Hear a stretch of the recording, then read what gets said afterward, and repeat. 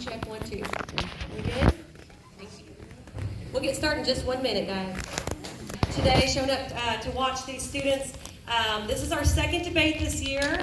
The first one we did a couple months ago. So I want to say, first of all, thank you for being here, to our students, our staff, and just thank you for being a part of this. The topic today will be, should the government be able to limit or restrict the spread of information among U.S. citizens? Okay, the way that we do this is neither team, they're picked randomly, and then we flip a coin to decide which side of the debate they will be on. So they're not given necessarily a choice. They have to defend that position. So we have one team that is for and one team that is against. All right, I'm going to go through the rules of the debate real quickly so you can kind of understand what's happening. Number one, teams must not shift point of view during the course of the debate. If a speaker makes a statement, they must be able to provide evidence or reasons to support the statement. 3, facts presented in a debate must be accurate. 4, speakers may not bring up new points in the rebuttal speech. 5, teams must remain quiet. I need following students to come to the office. And Diana Guire, Zion Gentry, Connie Melvin, Alfredo Adane. Those students come to the office, please. students must remain quiet and not interrupt each other while speaking. 6, teams must be respectful to the opposing team and must not make derogatory comments toward any member of the opposing team, or they risk being disqualified. If either team does not abide by the rules, they will be given a warning by the judges. After a warning is given, any further violations will result in disqualification. Teams will be notified when they have 10 seconds remaining for their allotted time. If a team does not use the entire time allotted, they will be asked if they would like to relinquish their remaining time, and they can choose to continue speaking or relinquish their time. Okay? Our goal for this, guys, is to have students to learn how to respectfully and intelligently look at opposing perspectives on a particular topic and allow the audience to formulate an opinion based on researched factual evidence. And you'll see that today. Both sides are very prepared. This is the structure of the debate. I need 3 more. Chase Cook, Connor Venable, and Chase Harney. Come to the office, please. Okay, structure. We will both have opening statements by both teams. We will have a secondary speaker that will come up, and then we'll do a rebuttal. Judges will ask each team 1 question, and we'll finalize with closing statements and then voting for the winner.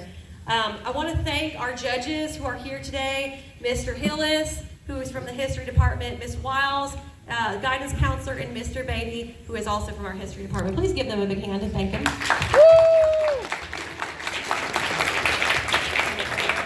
And Ms. Wiley will be doing our timing today, and I appreciate that as well. Thank you. All right.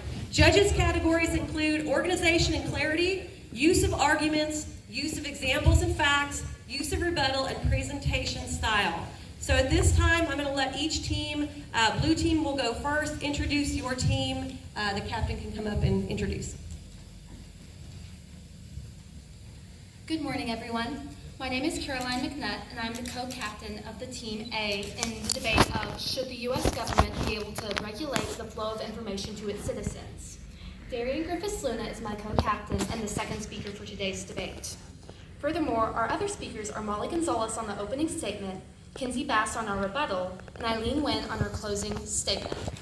Additionally, our judge's question will be answered by Jacob Yates, and Sasha Utter has contributed to our research. We would like to thank Ms. Bonner for giving us the opportunity to debate today, and we'd like to thank our teacher judges for volunteering their time and therefore allowing the MCHS debate and speech community to flourish here. We wouldn't be able to do it without you, and we wouldn't be able to do it without our audience, so thank you, and we're looking forward to a great debate today.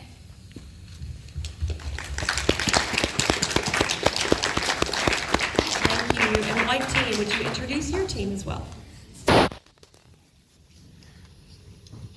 Good morning, ladies and gentlemen. I would like to take a moment to thank each and every single one of you for coming out here today. It is thanks to your support that we are able to do debates like this. I would also like to give a special thanks to Ms. Bonner for putting this whole thing together, and to our judges, Mr. Gibson, Mr. Hillis, and Ms. Wiley, and to Ms. Wiles, and to Ms. Wiley for timing. I would also like to introduce my team here. It is my utmost honor to introduce you to the blue team, our researchers, Lucas Smith, Ureli Rosales, and Kaylee Donovan. And our speakers for today are Autumn Sweat, Kara Gibson, Annie Chamberlain, and Kaylee. Thank you, judges, for presiding over this and for presiding over this and offering fair judgment to both teams. Good luck. All right, thank you. So at this time, we're going to begin with our opening statements. As the audience, all I would like for you guys to do is listen, observe. Everyone should have received a voting slip. Wait till the debate is finished and then choose who you felt like did the best job of presenting their argument. Okay, at this time, we'll begin opening statements. Each team will have 5 minutes to present their opening statement, and blue team, you will go first. Good morning. My name is Molly Gonzalez. We stand firmly in favor of the government being able to limit the spread of information among U.S. citizens. Picture this.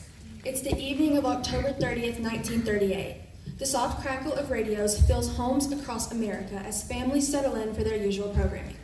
Suddenly, the calm is interrupted by a frantic voice. We interrupt this broadcast to bring you an urgent news bulletin. Strange explosions have been observed on the surface of Mars. People lean in closer. Moments later, more updates follow. A mysterious object has crashed into a field in Grover's Mill, New Jersey. Eyewitnesses report terrifying creatures emerging, Martians. They're armed with heat rays, wreaking destruction across the countryside. Towns are falling, people are fleeing, and no one is safe. For those who tuned in late and missed the introduction, this wasn't a radio drama. It was reality. Fear swept across the nation, people abandoned their homes, jamming highways in frantic attempts to escape. Some barricaded themselves indoors, convinced that the end of the world was upon them. In New York City, a group of citizens gathered on rooftops to watch the invasion, certain they would see the destruction in the distance. Even churches filled with terrified families praying for salvation. But here's the twist. There were no Martians, no heat rays, no invasion. What people were hearing was an adaptation of H.G. Wells' The War of the Worlds, performed by Orson Welles' Mercury Theater. It was a fictional story presented in the style of a live news broadcast. And yet, in the absence of clear regulation and warnings, thousands of Americans believed it was true. The incident didn't just reveal the power of storytelling, it exposed how quickly unchecked information can spiral into mass hysteria. Imagine this scenario playing out today, in an era where social media spreads false information at lightning speed. A simple misunderstanding, or worse, deliberate information, could trigger even greater chaos. This story from 1938 is more than a quirky historical anecdote. It's a cautionary tale.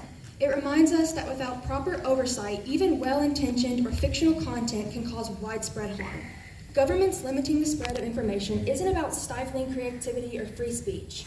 It's about ensuring public safety, maintaining order, and preventing the kind of panic that can arise when the line between fact and fiction is so greatly blurred.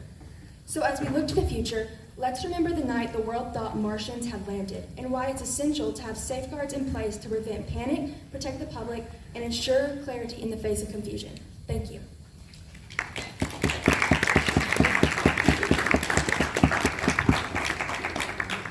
Okay, thank you. We will give our judges just a second to finish their scoring, and then we will invite the white team to come up and do their statements.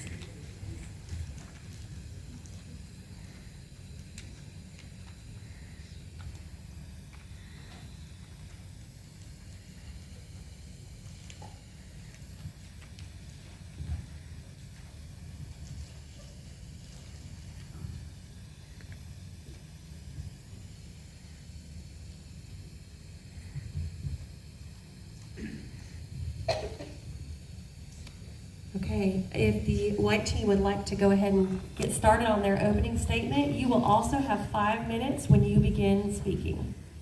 Good morning. My name is Autumn Sweat, and today we stand in opposition to the motion of whether the government should be able to restrict the spread of information amongst United States citizens. In the summer of 1787, delegates drafting the United States Constitution had bright hopes for a new nation. They had just gained their freedom from the British monarchy and were determined to found a country that would guarantee the liberty and justice of all of its citizens. To ensure this, they adopted a government that was designed to give the power to the people. And today, this foundation, which allows us to choose our own leaders and shape our own futures, has come to be known as democracy. But democracy is not just about casting a vote every few years. At its core, democracy is about protecting the freedoms that allow each of us to express our opinions, hold our leaders accountable, and seek out the truth, even when that truth may be inconvenient. As citizens of this country, it is vital that we preserve our democracy for the future generations to come. And with this being said, allowing the United States government to restrict the spread of information amongst its citizens is a step that we cannot afford to take. The free flow of information is the lifeline of United States society. It empowers our citizens to make informed decisions while also ensuring that our government operates transparently. Without access to the truth, we risk becoming vulnerable to manipulation. And this manipulation quickly turns into corruption. Because if we allow politicians to make decisions without having to inform the public, what stops them from making decisions that will benefit the politicians rather than the people? By restricting information, we risk losing access to more than just misinformation. If the government can control what information is shared, this allows them to censor court records, election results, government spending, and even international relations. These restrictions are a direct violation of the US Constitution and could leave nearly all citizens in the dark, granting our government full control. That being said, we are not saying that all information should be accessible. There are times when it is necessary to protect information. However, if there is no threat to public safety, it is not the government's place to decide what we can and cannot access. We've witnessed the consequences of censorship in other nations. We can look at North Korea, where the government dictates what citizens can read, watch, and hear. By allowing our government the same power, we chip away at the very freedoms that our democracy is built upon. You will hear many compelling arguments from both sides today. However, as I leave you, I ask you to think of the soldiers who lost their lives fighting for the freedoms that we have today. I ask you to remember that every single right that we hold, whether it be free speech, choosing our leaders, or living free of oppression, has been hard-earned. These freedoms are privileges that we must continue to protect in any way that we can. It is absolutely crucial that information remains free-flowing in the United States of America. Because once truth is able to be suppressed, that is when our liberty will be lost. Thank you.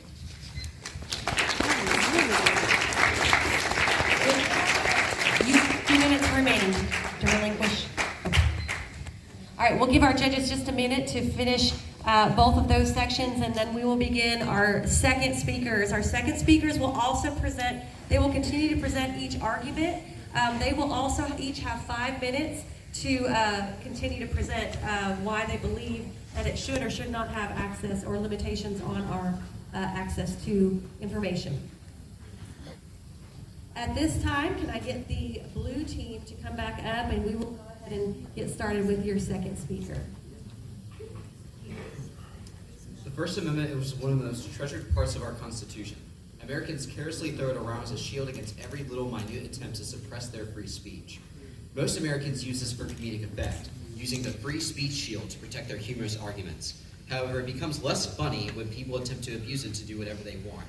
It has been established numerous times that the First Amendment does not protect your speech when it's indicative to hate or harm.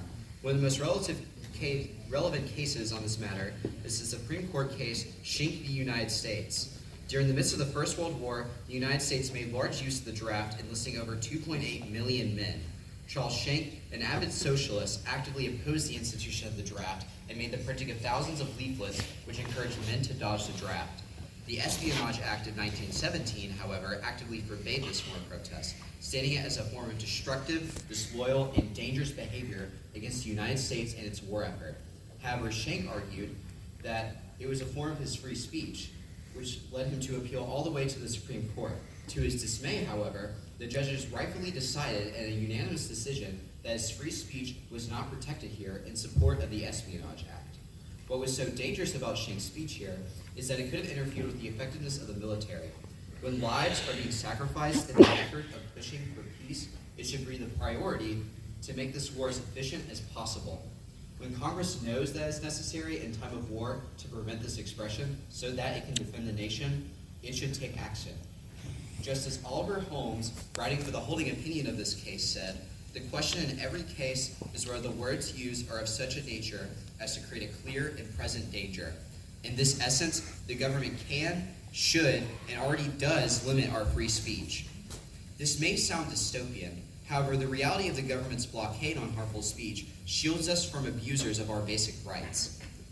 Misinformation, and also its very closely related cousin, disinformation, is an extremely contentious issue in education, science, and most recently, politics. Most of us have seen this firsthand. The 2024 election was inundated with harmful disinformation more than in any other time in political history, with Republican candidate Donald J. Trump being a catalyst for more many conspiracies and extremist behavior. During the debate against Kamala Harris, he spread the questionable conspiracy referring to Haitian immigrants that in Springfield they're eating the dogs, they're eating the cats. The aftermath of this was Springfield schools being evacuated and government buildings at jeopardy because of the dozens of bomb threats they had received. In this case, the disinformation has become inherently dangerous. When families are saying they're scared for their lives, and when children are being bullied by their classmates asking how their pets taste, it has become a serious issue that needs to be handled. The government has the ability to pressure social media companies from spreading this conspiracy, amongst many others, and it should for our public safety. Moreover, this isn't the only concern for safety when it comes to our information. Most of us use the internet from our day-to-day lives. Our personal privacies every day are at risk when accessing the internet, with 3,503 cases of data breaches being reported in 2023 alone. That is a data breach happening every 3 hours. What makes these circumstances more horrific is the realization that this includes addresses, bank information, and social security numbers. With the foresight of children being at risk, lawmakers have already jumped to protect adolescents' privacy 3 decades ago. The Children's Online Privacy Protection Rule, famously known as COPPA, protects personal information and data of minors and restricts them without the need of parental intervention. In this way, the limiting of their personal information helps to bolster our national security and the safety of those most vulnerable in our society. To expand off of COPPA, the privacy of not just our youth, but also our entire nation matters. One of the largest privacy laws to this date is the Health Insurance Portability and Accountability Act, also famously known as HIPAA. This law holds our doctors, nurses, and other healthcare providers accountable for the misuse of our health information. Similarly, in vain to COPPA, the government withholds your personal information from spreading across the world without your explicit consent. This is incredibly important in our American healthcare system, where insurance companies take advantage of your information and use it against you to raise the cost of monthly fees. To summarize, the government should have the power to protect our privacy and maintain our political decorum, and this is done by the government limiting and restricting our information. Thank you for your time.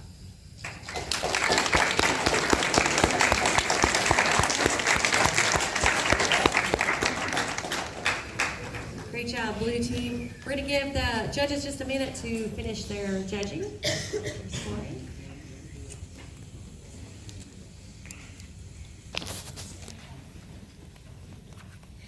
Why should citizens of the United States of America have to sit back and watch as their freedom of speech, one of the fundamental rights that this country was built on, be stripped away? The free flow of information is the foundation of democracy. It empowers citizens to make informed decisions, ensures governments remain accountable, and fuels innovation and social progress. Throughout history, we've seen the critical role that unrestricted access to information plays in exposing injustice, driving movements for change, and safeguarding our freedoms. The First Amendment of the Constitution states, "Congress shall make no law, abridging the freedom of speech or of the press." These words hold more weight than just ink on parchment. They represent the foundation of our country and ensure that every citizen has the right to express, to know, and to hold our government accountable. Yet this principle has faced challenges from those who seek to control narratives or suppress inconvenient truths. From whistleblowers exposing government misconduct to journalists revealing hard truths, The power of free and unrestricted information has repeatedly shaped the course of our nation. One of the most powerful examples of the First Amendment at work is the case of the Pentagon Papers, also known as Watergate. In 1971, a whistleblower, Daniel Ellsberg, leaked the Pentagon Papers, exposing decades of government deception about the Vietnam War. These documents showed that multiple administrations had misled the public about the war's progress and costs. The government sought to stop the publication, claiming it was a threat to national security. However, the Supreme Court ruled in favor of the press, emphasizing that a free press is essential to hold the government accountable. Now imagine a world where the truth could be permanently buried by those in power. Without whistleblowers like Ellsberg, the American people would have been left in the dark about critical decisions being made in their name. Even during times of war, when the temptation to control information is strongest, history shows that censorship can have disastrous consequences. During World War I, the government passed the Espionage Act of 1917 and the Sedition Act of 1918, which criminalized criticism of the government and the war effort. This led to the suppression of anti-war activists like Eugene V. Debs, who was imprisoned for delivering a speech opposing the draft. These laws also silenced publications and journalists who challenged the government's policies.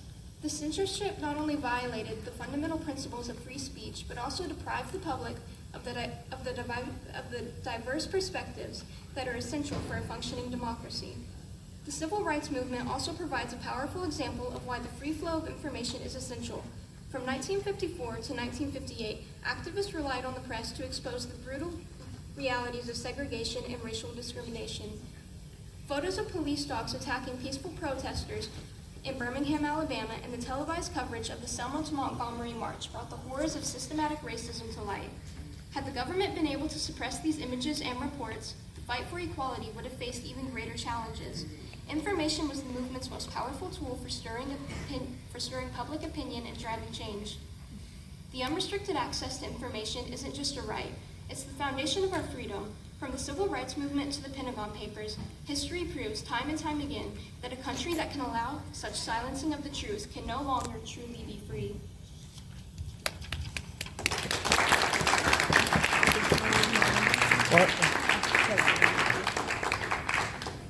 Great job to both teams. At this point, we're going to start into the rebuttal portion, and they will have a chance, each team will have a chance to address some of the topics that the other team has brought up. So we will again invite the blue team to come up first, and they will begin. They will have 3 minutes for their rebuttal. While the concept that the federal government restricts information from the general public may at first be alarming or even threatening to some, there are some instances in which the spread of information must be regulated.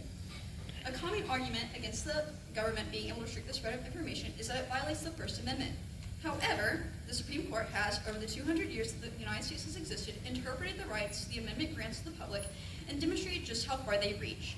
In the Supreme Court case, Fark versus the United States, Justice Holmes wrote, "The First Amendment obviously was not intended to give immunity for every possible use of language. An important part of the First Amendment is that it prioritizes peace. One of the Founding Fathers' goals in creating the United States was to ensure domestic tranquility, but also to form a country in which individuals could speak freely. They landed themselves in a paradox when certain individuals began to use their rights to trample over those of others. When speech becomes inciting, treasonous, or even dangerous, it can compromise the rights of other Americans. Acts of sedition and treason become antagonizing to domestic tranquility our forefathers wanted to establish. The Supreme Court has determined that the First Amendment does not protect this aforementioned usage of speech. In the Supreme Court case, Schenck versus the United States, defendants were convicted of violating the Espionage Act of 1917. Schenck argued that the Espionage Act violated his First Amendment rights. The Supreme Court decided this was untrue because what he was doing was treasonous. It was disrupting the war effort. The government stopped the spread of the leaflets, essentially propaganda, to maintain domestic tranquility and to provide for a common defense. When examining the decision in this case, it's important to consider the time in which it occurred.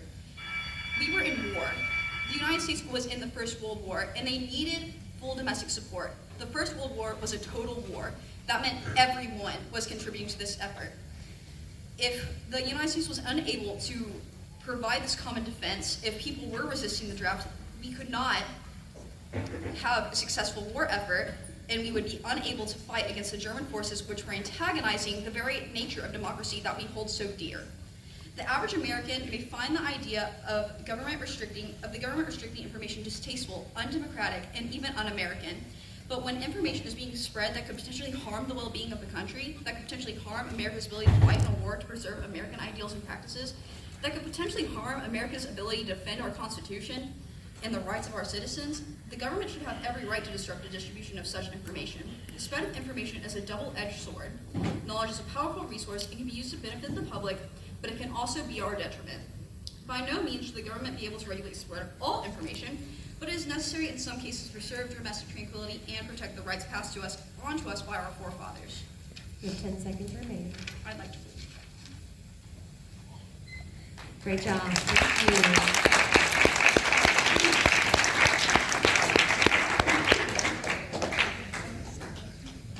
And we'll give our judges just a minute to finish their scoring, and we'll invite our next speaker to come up.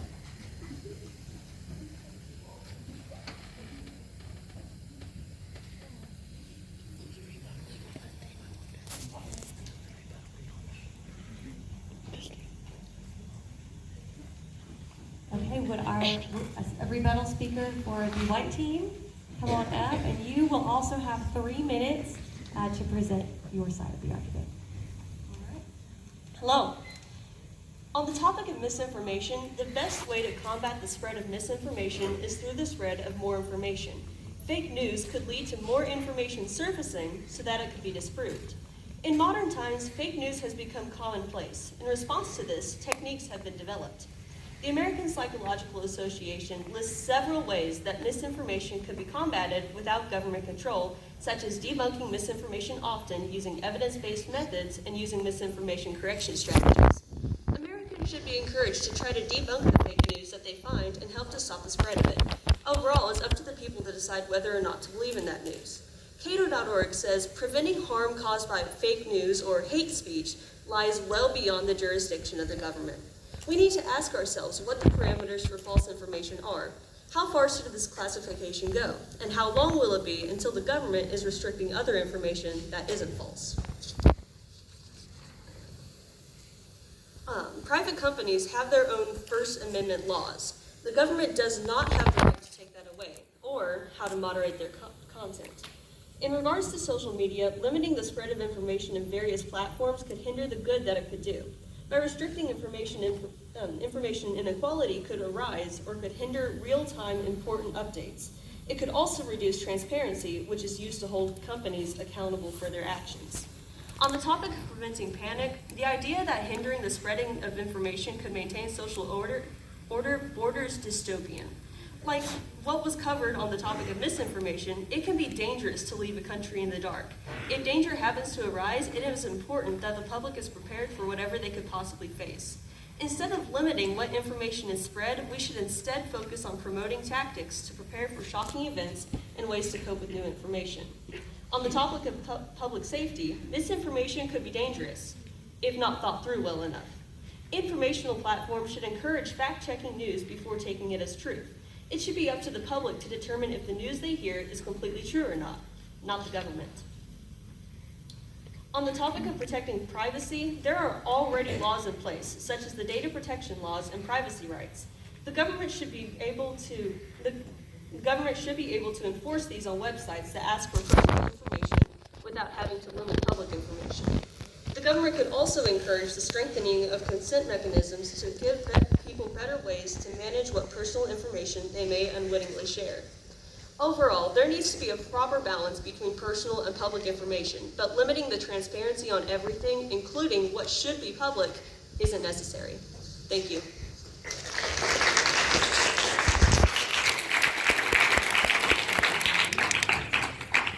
All right, thank you, both teams. We are going to give the judges just a few minutes, and they will discuss and come up with a question for each team.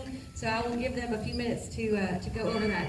As they're preparing their next question for each team, just a couple things to think about. We are trying to continue to grow the speech drama program here at Marshall County High School with the intention of eventually having a team that does go to competition and compete.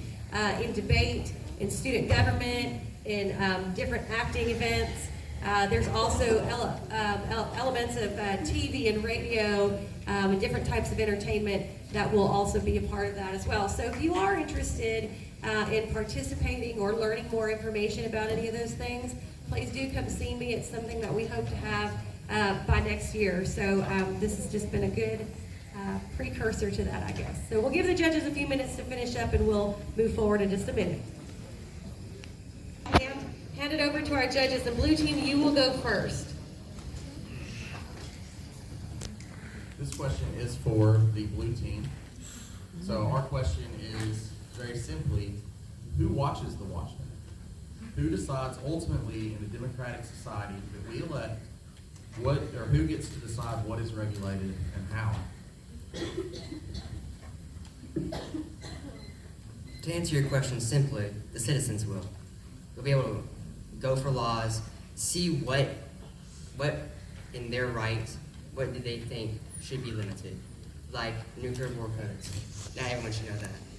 They'll be allowed to discuss what they think should be limited and what shouldn't be limited.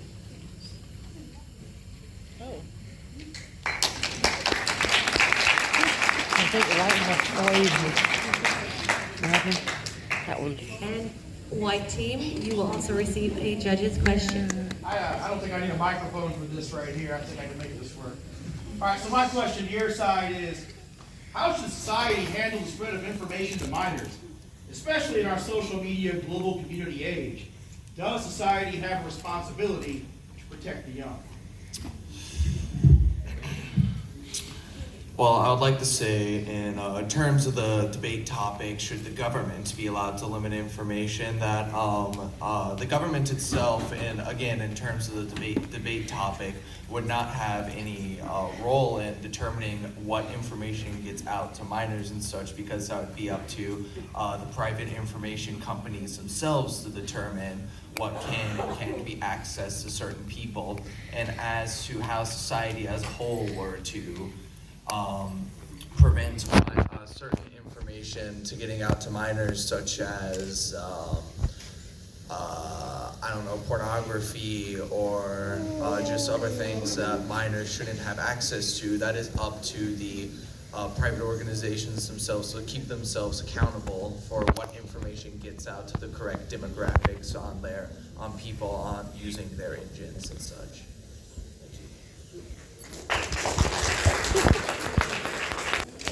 We will continue to do our closing statements from each team. Each team will have 3 minutes to complete their closing statements. So be thinking about which team you would like to vote for, and as soon as our speakers are concluded, we will go ahead and start collecting those in a few minutes. It's a pencil. All right, blue It's team, an erasable pen. begin your concluding statement. This is what decides it, I guess.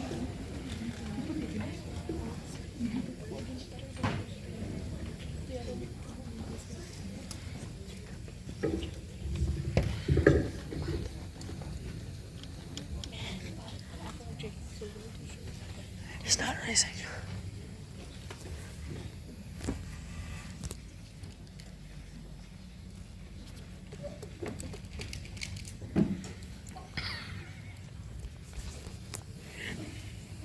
My name is Eileen Nguyen. In today's world, we're constantly bombarded by information, some true, some false, and some intentionally harmful. With the rise of social media platforms like TikTok and Twitter, its consequences can be devastating. For example, think about all the trends and advice that go viral on TikTok. Some are harmless, like dances or hacks, but others, like fake medical cures or conspiracy theories, can lead to real harm. We've seen people hurt themselves following trends that promise weight loss like Ozempic or a cure for COVID-19, only to find out later that wasn't true. It's not just embarrassing, but it's dangerous. In times of chaos and hysteria like the pandemic, people will naturally turn to information they see online for solutions, but misinformation preys on people who are vulnerable, whether it's a desperate parent trying to protect their child or a young person searching for answers. In fact, just in 2020, over 5,800 people died drinking cleaning alcohol to cure COVID-19. Think about it. How often do people share or believe something they saw online without fact-checking it? And when that false information spreads, it can lead to serious consequences where people can hurt themselves or others. The government's role here isn't to silence the truth, but to protect us. Protect you, your friends, and your family. We already have laws like HIPAA and COPPA that limit how certain information is spread, and they work to keep us safe. The government, think about the safety you feel knowing that everyone isn't just in your medical business. Think about how important it is to know that your therapy sessions are private. Imagine how much worse the internet would be without COPPA to protect kids from predatory content. These laws aren't about control. They're about trust and making sure we have spaces where we can be vulnerable without being scared. Now, let's talk about hate speech. You've seen how it can fuel bullying, harassment, and even violence. It makes us feel unsafe in their schools and communities when this hate speech online has real-world consequences. It divides and feeds into a cycle of harm. And sure, the other team says that limiting information infringes on free speech and or hurts democracy. But let's be real, freedom of speech doesn't mean freedom to harm. As much as we value freedom, we have to ask ourselves, is it really worth it if it comes at the cost of lives, trust, and safety? This isn't about silencing voices, it's about protecting lives. We need the government to step in when misinformation or hate spreads too far. We can't have both freedom and safety, but it starts with responsibility. Thank you.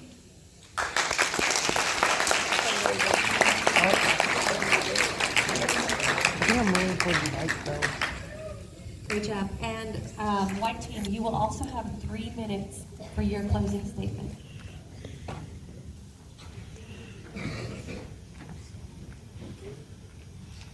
Good morning, everyone. My name is Kaylee Donovan. You have been told to imagine many things today. However, before you vote, I would like you to remember this image. You live in a society where you do not have access to electricity unless you are granted special permission by the government. You must work long hours in a job that the government assigned to you, yet you are not provided the basic necessities such as food and housing. Accessing the internet is prohibited, so you have no access to any information from the outside world. You are under constant supervision and all of your basic liberties are denied. This is what day-to-day life is like in countries such as North Korea and Cuba, societies where censorship has taken over. When you take away a society's access to information, you're essentially taking away the power to hold the government accountable. When a government begins taking away certain liberties, such as the right to uncensored information, additional freedoms will follow, and the United States is no longer the land of the free. This is why it is so crucial that our right to free speech is protected and any information we consume and share is not restricted. Thankfully, the Founding Fathers who established the United States dedicated their lives to constructing a constitution that would ensure nothing like this would ever happen in America. Benjamin Franklin once said, "Freedom of speech is a principal pillar of a free government." When this support is taken away, the constitution of a free society is dissolved and tyranny is erected on its ruins. By taking away the freedom of speech, we are losing our security from an unjust government that democracy shields us from. It is our job to uphold the Constitution and ensure that liberty and democracy is protected. Our opponents brought up the argument that some information, such as medical documents, are considered private and should not be shared. However, this argument is simply not valid in terms of what our debate is about. The question is, should the government limit or restrict the spread of information among U.S. citizens? Any medical information is the responsibility of private insurance companies, and whether they decide to share it or not is not under the federal government's jurisdiction. When we go back to the actual topic of this debate, it has been shown countless times throughout history that the freedom of speech is a crucial part in maintaining a society with checks and balances. In instances such as the Watergate scandal and the Supreme Court case, United States v. Nixon, the unrestricted spread of information played a crucial role in exposing corruption and the abuse of power. If the government ever decides to take away our right to free speech or to limit our access to information, corruption in society would never be brought to light and unjust practices would continue. So I ask you all, why should we allow the government to limit the spread of information in the United States if we live in a country dedicated to freedom and upholding the Constitution? Thank you for your time.